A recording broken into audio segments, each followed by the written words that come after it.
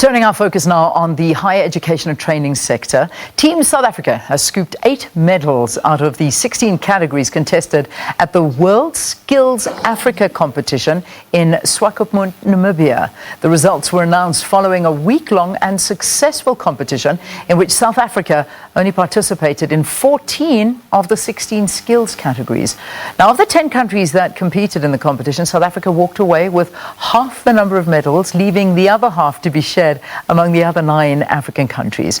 Higher Education and Training Deputy Minister Buti Manamela joins us now to talk about this competition and more. So nice to see you. Welcome. Thank you so much, and it's good to see you. It's been a long time. Yeah. So is this what happens when the state of disaster ends? We get to see you in person.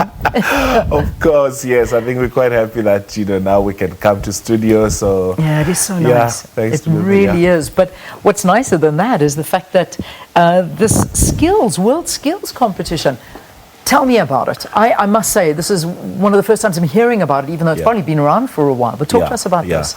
Look, I mean, of course, the WorldSkills have been around for quite some time. We have started strongly taking part in the WorldSkills about, 8 to 10 years ago. But this is the second one that we've held in the continent. And probably the biggest that we've had in the continent. The last one was in Kigali, and compared to what we had last week in Swakopmund, we sent out participants in 14 competitions. So basically, and maybe let me give this background. So WorldSkills would be about 60 to 80 countries competing in different skills categories. They could go up to 60, 70. So that's what's going to happen in Shanghai. So we have then the regional competitions, which is what was happening last week. But we're also planning for the national competitions, which is in June. So we get especially students from universities of technology, students from TVET colleges mostly, but also workers who are in the factories and all of that to come in and compete on different skills. It could be carpentry, plumbing, bricklaying, but also skills such as mechatronics, 3D printing.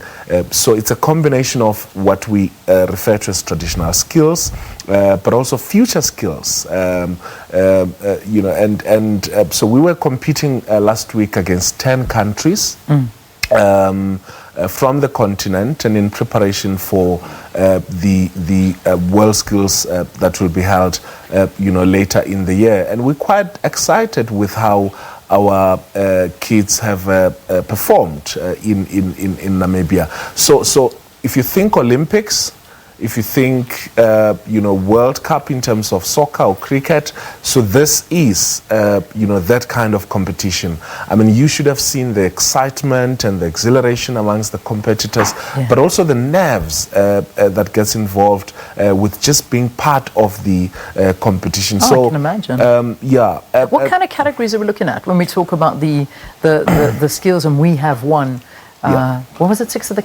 So it was. So we're participating in 14. Yes. We won, for instance, gold in bricklaying, in web design.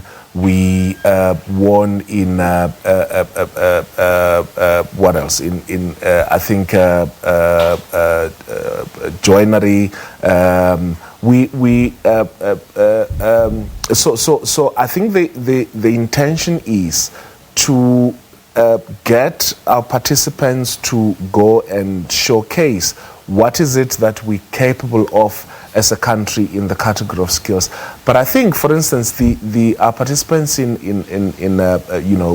cooking and also in restauranting did quite well, and why this is important is because these are the skills which are almost regarded as non-essential, non-important, and do not necessarily have that status in society. If someone says I'm a cook or anything, so it helps us to put all of those skills on the agenda, on the map, to show that you cannot just be without the necessary skills. And we're quite excited with how all of those participants performed. That's fantastic. I mean, I'm very upset that Kenya topped us when the hospitality skills came in, but we'll get there, because I mean, our hospitality and our industry here is of fantastic standards, but obviously that is a big point to look at. One of the other interesting segments that I found quite interesting was something with regard to water technology as well, and that is something quite interesting to look into.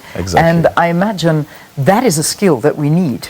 No, most definitely. And I mean, the student who participated in the water technology skill is from the TVET, the Bembe TVET College, who have been doing quite well in what they believe are the skills that they need in that particular region. You know, it's a young lady, quite bubbly, and was very excited to be there. It shows also a lot of potential.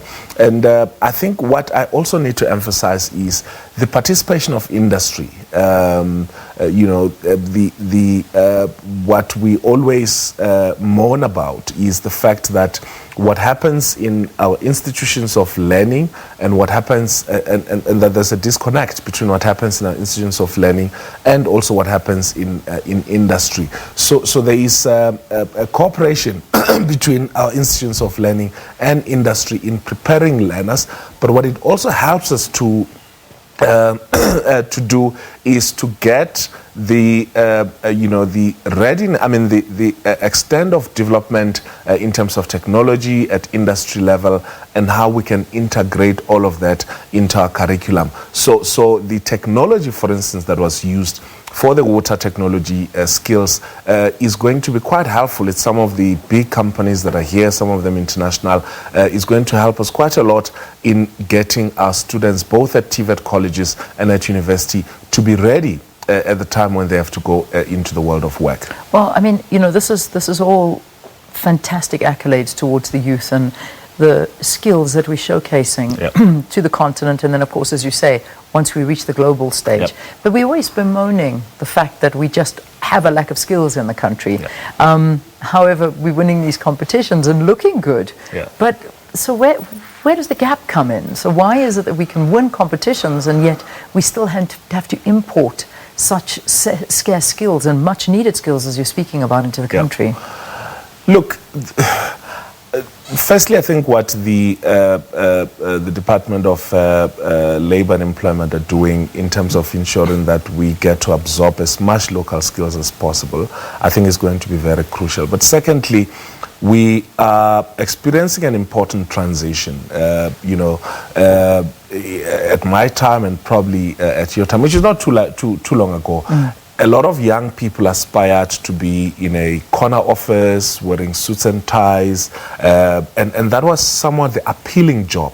So what we've been doing over the years has been to bring back excitement around these so-called traditional skills, wherein you've got to wear your blue overalls, you've got to go and be a plumber, you've got to be a welder, you've got to be a bricklayer, because these were somewhat neglected and were seen as not being fashionable. And so the work that we've been doing around the decade of the artisan, which is to encourage more and more young people to take up these kind of skills, but also which is what I was saying to the competitors, that what they're showing is that for one to be to be employed or self-employed, you don't have to be in a suit and tie.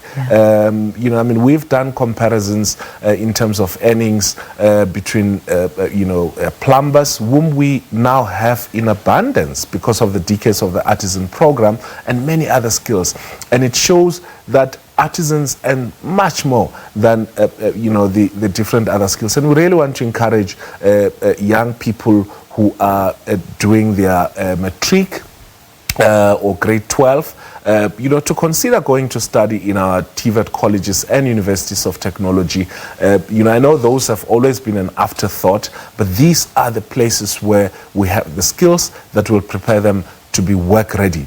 And, what we really want to be seeing moving forward is young South Africans being excited about these skills, which were not really regarded as fashionable, as cheesy, but these are the kind of skills which will help us build our economy in our country. And it is so important because, these skills are life skills that, you know, you put back into your country, and it's just a phenomenal thing. I mean, I'm reading about some of the competitors, and I'm also looking at the Twitter page where lots of photographs have been posted of these young stars, and I really think we can call them stars. I mean, from automotive motor mechanic apprentices to you name it, all of these skills. So scooping 5 gold medals, 2 silver medals, and a bronze in these respective categories. So it's automotive technology, we'll go gold.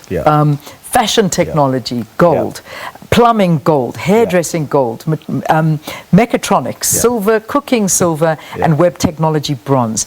I mean, these are highly important skills. They really are. So once we move, do these winners and these sort of gold medalists and whatever else, do we move now into the world competition, or is there still the nationals to take place? Unfortunately, because of the COVID regulations, we couldn't have our national competitions, but we're planning to have our national competitions in June. So they will still participate in national competitions, but they already have an added advantage. And I doubt that any of those who've gotten their gold and silver would not perform well at the national competitions. And then those who win in their different categories would then go to Shanghai for WorldSkills.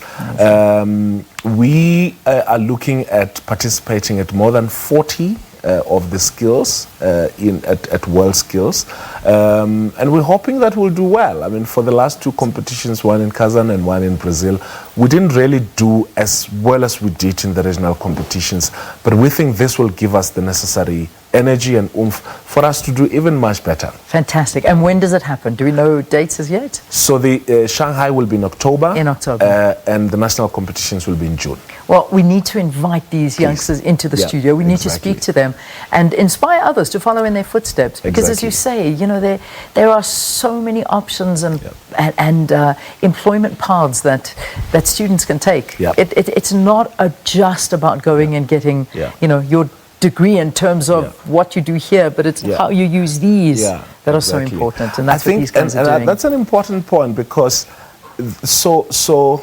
there has been this mentality that if one goes to study in a TVET college, I went to study in a TVET college, so they say, no, this one is good with their hands, and this one is good with their, I think we should deal with that, myth that when one goes to study in a TVET college, it's because they're only good with their hands. Because you still need to use your head. Oh, very much so. You still have to use your head. You still have to do have the theoretical grounding and foundation for you to understand, how machines and all of the stuff that you're going to be working with operate.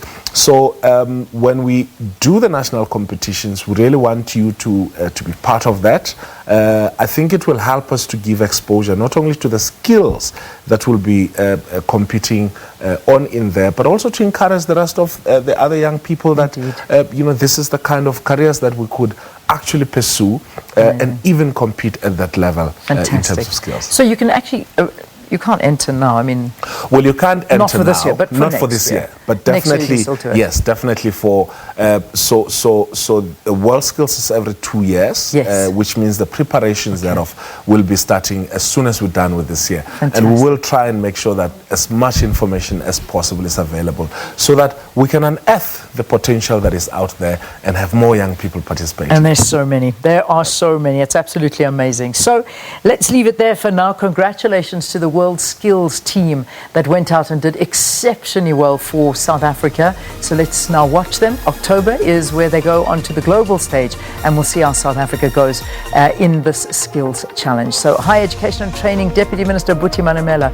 talking to us about these incredible individuals, and also looking at the TVET sector and how we are, I suppose, working towards improving the number of those skilled individuals that we get out of there. Remember the target, 30,000 qualified artisans by 2030. So yeah, let's see how we get there. Let's take